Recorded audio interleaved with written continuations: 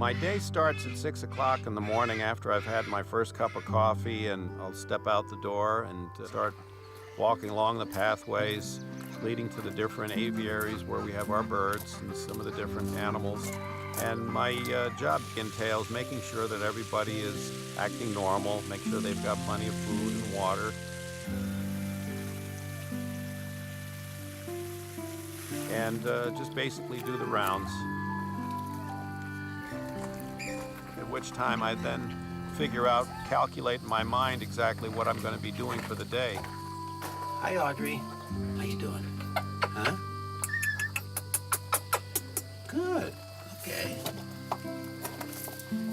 And generally I'll go from there. If it's not too busy a schedule, I might start a few new projects, maybe mending fences or fixing something, or starting a new project, or preparing for winter. We have a lot of firewood to cut.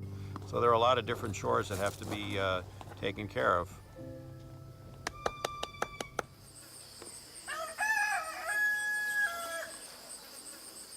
We're all put in situations in our lives where I always say following that little voice within.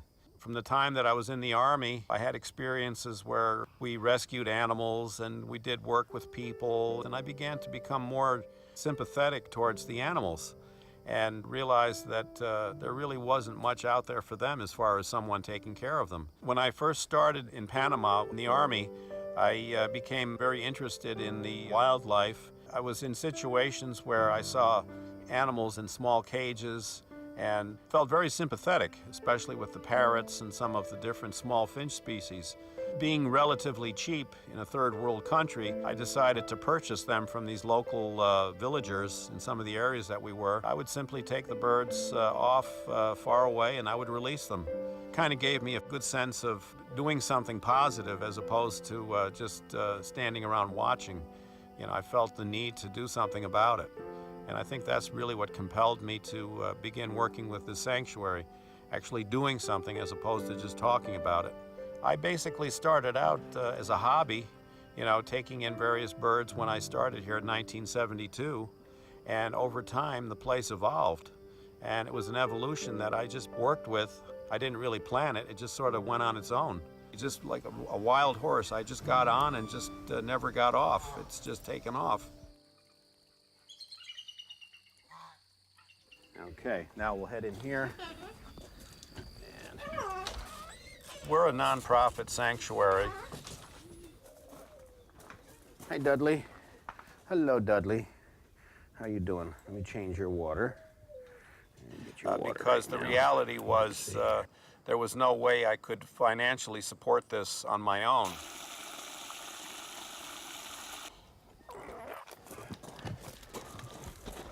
I would say we're somewhere in the area of about probably 700-800 different birds and various small animals that live here. We have the eagles, the hawks, the owls. We have the turtles, and we have a lot of different small birds, parrots, parakeets, and basically what they are birds that have been brought here over the years to give them a home.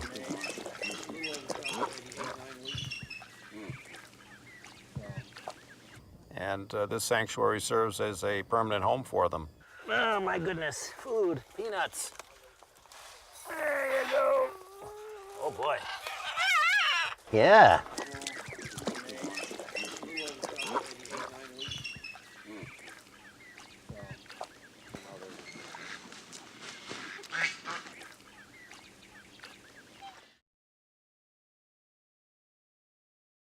It was the early 1990s. Emus and ostriches were part of this crazy get-rich-quick type scheme where people were investing literally thousands of dollars in emus and ostriches. It was supposed to be this meat of the future. Around 1995, that entire bubble burst. And now all of a sudden there are emus all over the place. People were just discarding them, letting them go.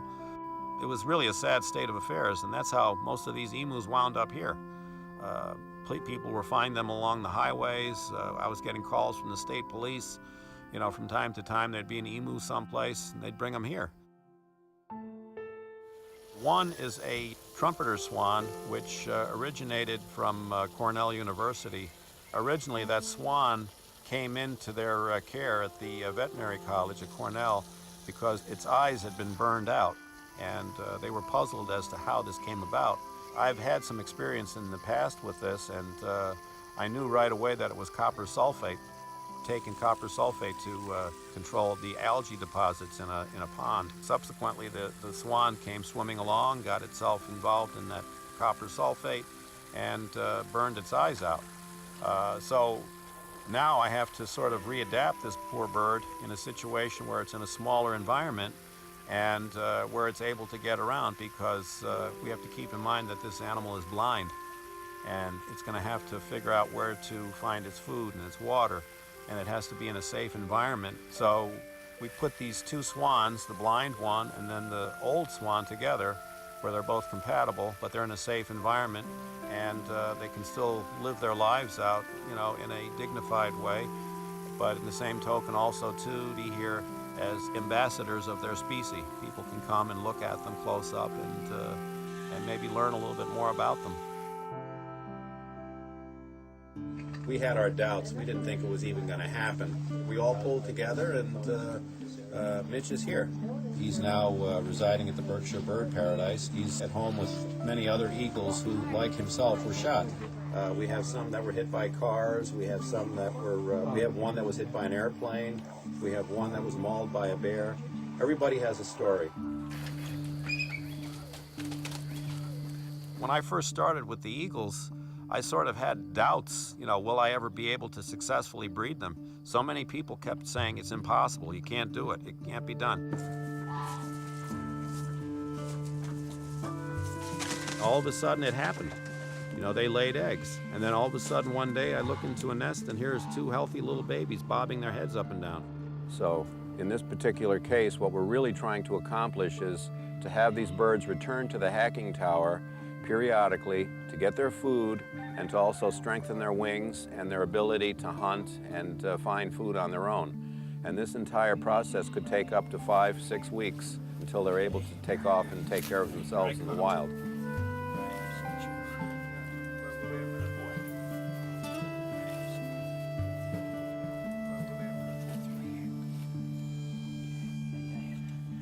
What I was looking for was to see the strength in those wings. And I noticed that his wings were, you know, not bad, but they weren't the best. So I knew that he's only got limited flight. So as he takes off, he's going to probably land in a tree. But the object is we want him to come back because he has to fledge here. He's going to come back and visit his parents, he's going to come to eat, and he's gradually going to get stronger and stronger. If they cut and run, they're going to die. There's a reality with all birds of prey. 60% of them die in their first year. Over 200 million birds get killed every year. 200 million. And it's because of lack of, they just don't know how to survive. So they'll die in their first winter.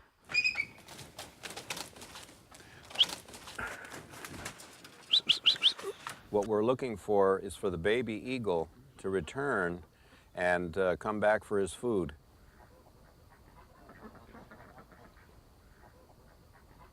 They're going to be in close concert with adult birds who are going to kind of teach them, you know, the sounds and some of the different things, techniques that they use. Even though they're here in captivity, they're still learning.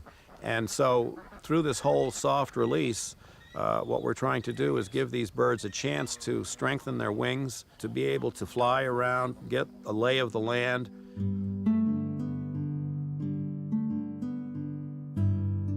And over time, they begin to gain the confidence to fend for themselves in the wild. They'll be strong. Right now it's critical. See, this was perfect release.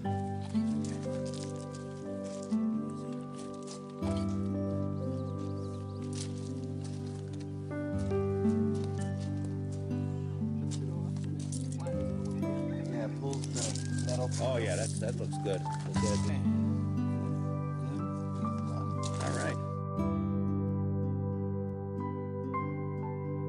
By including more people, we're able to reach out to different segments of the community, be they working with kids from the inner city, various schools, colleges, kids interning.